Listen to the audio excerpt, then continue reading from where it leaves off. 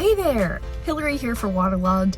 My gosh, do I have something exciting planned for today. Unfortunately, my videographer couldn't come with me, so I'm gonna do this whole video vlog style. Now, I don't want to say that this is a once-in-a-lifetime chance, but it doesn't happen that often, so we are going to take advantage of the fact that it's happening, and it's kind of, well, almost in my backyard. So I've got my coffee, I've got my snacks. Let's hop on the road and get this party started so that we can get out on the water.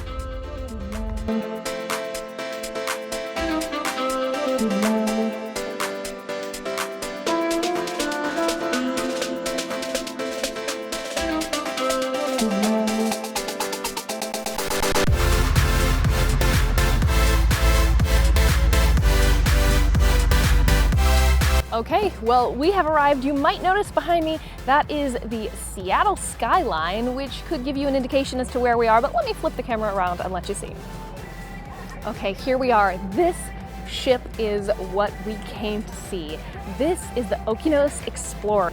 You gotta get a ticket for a time slot to get on the ship. They've had such a turnout, but this is here in Seattle for a short period of time before it departs to go north to Alaska, where they're going to be doing a lot of mapping. Now let me go back for a second and tell you a little bit about this boat because it is the only boat in the federal fleet that is dedicated to ocean exploration. They've acknowledged that there's a lot that we don't know about the oceans, and so this one is equipped with all sorts of really cool stuff to study the deep sea. Now, if you might be familiar with it, it would be because they do live streams from this ship. So when they're down exploring some of those deep canyons and that deep sea environments, this is what they're doing it, and they stream it so that you can follow along live and get to see stuff as they see it for the first time, which is absolutely incredible to think about. So let's go walk around and take a look at things. So as we're walking up, just like you would expect if you've watched any of their live streams, they're a lot of fun. So they're welcoming you with chalk, but they also have all sorts of cool stuff down on the ground. For example, bubblegum corals, viperfish. Hold on, we got one over here. Let's check it out. Bioluminescent vomit shrimp. Okay, that's a new one for me. One thing that I love about this group is because I always learn something new. I didn't realize how much I enjoyed the deep sea until I started following their streams. Cosmic jelly. Now, if you follow their social media, you know that right before this event, they had some exploration going on just a little bit further south in Washington State and Oregon, just off the coast, looking at some deep sea environments. Fun science ahead. Heck yeah. There's been such a great turnout. There's a line to get in, and you have to have tickets, so I'm glad I arrived when I did. This isn't a passenger vessel, this is a research vessel, so you can see people behind me that are going up. So we'll be getting to do that a little bit later on and getting to check things out, and hopefully they'll tell us a lot about the scientific equipment that is on the ship. Now, one thing that's really cool while you're waiting to get on the ship is they have all sorts of different booths that are set up that you can check out and learn more about the work that they're doing. Let's go check this out. Ocean exploration. Hopefully here they'll have some hashtags that we can use. Look at all the stickers! Oh, here we go. All right, if you want to follow along, these are the social media pages that you need to go to join in all of their science fun. We can check out some of the technology that they use. About this, but yeah, so we are a physical oceanography lab part of NOAA. So we primarily deal with buoys, so things that look like this. We developed this technology in-house in Seattle. We're just up north in Seattle. We'll use this is a temperature sensor. We'll do wind, also rain gauges to kind of understand how the ocean is going to be affecting climate, weather, and ecosystem. We also have then other things that we do, like this is a model of our tsunami buoy. So similar concept, buoy with a line anchored to the bottom. but this uses bottom pressure recorder. So when an earthquake happens, could create a tsunami event, and that change in wave height will create a pressure change. Okay. So we have a sensor that sits at the bottom, and we can measure the pressure change of about 5 millimeters of pressure change in 5,000 meters of water. What? So a really small scale, because in the open ocean it won't look like what we expect a tsunami to be. It's only when they get to our coastline that they're much bigger.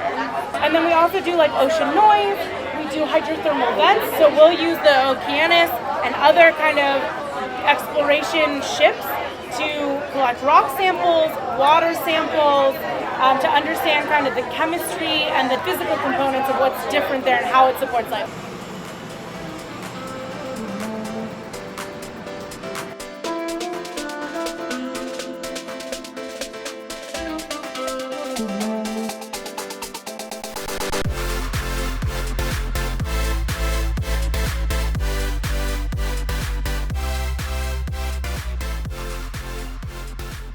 This is the Okeanos, very exciting. Just a couple things to talk about, I guess. First, the Okeanos Explorer is the only federally funded vessel dedicated to exploration. So that means that we go and explore places and map regions that nobody has ever gone to before. And this is really exciting, especially in science, because usually you'll need to kind of have a reasoning to go somewhere that you want to go in science, but this is a great opportunity for the science community to just find a bunch of really exciting and new discoveries along our coast. So a couple things to talk about, I guess. First is that giant bulb that you guys see right in front of you. So this is kind of the like crown jewel of the Okeanos Explorer. This is our VSAT, or a satellite, and so we have excellent telepresence communication. So you'd think like, oh, if we're offshore in the middle of the ocean, like we're gonna have no communication. That is not how it is on the Okeanos. We have the ability to have voice calls with the public. So we'll often during a dive have live interactions with schools or communities who are interested in the work that we're doing. But we also have constant communication with the science community. So we have like keystone scientists who are interested in the study area that we're specifically going to. And we can chat with them on, we call it the science chat, but it's pretty much just like a little text messenger where you can talk with the scientists. And this is great because this ship can only fit so many people, but we know that our exploration objectives are really important to a lot of people. We'll either have, they're called mapping shakedowns, where we're just doing mapping, and so on board is just the mapping team, and those can be for like 2 to 3 weeks, depending, and it's usually a transport as well. So that's where we're going next, actually, is from Seattle up to Alaska, and that'll be a mapping shakedown. But they can go as long as like a month or to like a month and a half. I've been talking about like exploration. We've like subcategorized like a bunch of new like sea stars, which is like amazing for that community. I can speak to this past expedition. We actually found a Dumbo octopus, and it was actually around, there were like 3 Dumbo octopuses like together, and we had a scientist call on the line and said, we didn't think that these were like, that these animals did that, but they do. And so it was actually amazing. It was like every single dive a scientist would call on and be like, I haven't seen this before. Like I've learned more in these 15 minutes than I've learned like my entire like career studying. And that's mainly because a lot of the ways that we gather samples, just as scientists, are a lot of times dredging, which means we'll just like take a net and just like scoop anything that we can find, or trawl surveys, which like if you're in fishing, just pretty much cast a net and pick up as much as you can. And that's great because you like have the samples, but it's also hard because there's a lot of things that you're still not understanding. You don't understand where it came from, what community it's in, what kind of behaviors it has.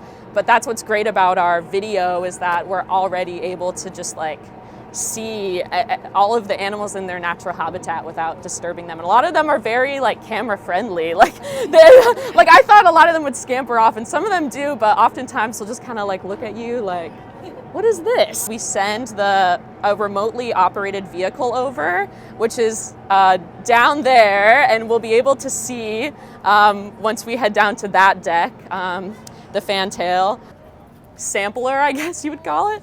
And what it has is it has a series of 12 bottles that we call Niskin. We can tell it on the ship to close the bottle that we want it to at certain depths, and it captures water samples. Yeah, and something that we did on this expedition is we filtered for environmental DNA. It pretty much allows us to look at a water sample, extract it through these filters, and then be able to see the types of animals that were there at that, like around that time, and it's remarkable. Yeah, so that's that, but now I can talk about these guys.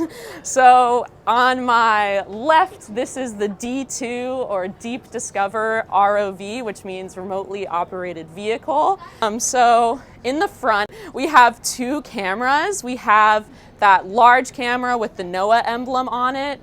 That is our HD camera, and if you've watched the live streams, that's the camera that you're looking at usually. Another kind of amazing thing about D2 is its sampling capability. So usually when we're out down at depth, we want to take a piece of coral or a rock, and so how we do that is we use manipulator arms. So you can kind of see those little grabby things like that. So those are how we take our samples. Section them, they go into these little containers, and so this has a little filter, but it'll just come through, and they have is a sonar that we call it the Blue View sonar that can pretty much like see through the dark using sound waves. But then there are a bunch of lights as well. But another kind of cool thing is we have the Sirius ROV. So a little bit smaller, but just as important. It too has a giant camera behind this little NOAA symbol. But what it does is it kind of lights D2. And so as D2 is down exploring a feature, Sirius will kind of hover above and kind of light its way, and gives us, like, us and the engineering team, like, a good perspective on D2. We love what we do. Problem solving is a big part of marine life. So, well, that is going to conclude this video. I hope you've enjoyed it as much as I have. Honestly, this was a once-in-a-lifetime event, and I had a lot of fun. It was so incredible getting to see the ROVs up close and in person, see all those lights and those tools that they use for taking samples. So if this inspired you, if you want to learn more, definitely go check out their social media pages. I'll link everything in the video description below, but you can always follow live as they are exploring and looking for new creatures. Maybe this also inspired you to take a career move. This could be something that you want to do for a career path, and that's always an option. They have tons of resources, so definitely go check them out. All right, this has been Hillary for Waterlog. Thank you so much for watching, and I'll see you next time.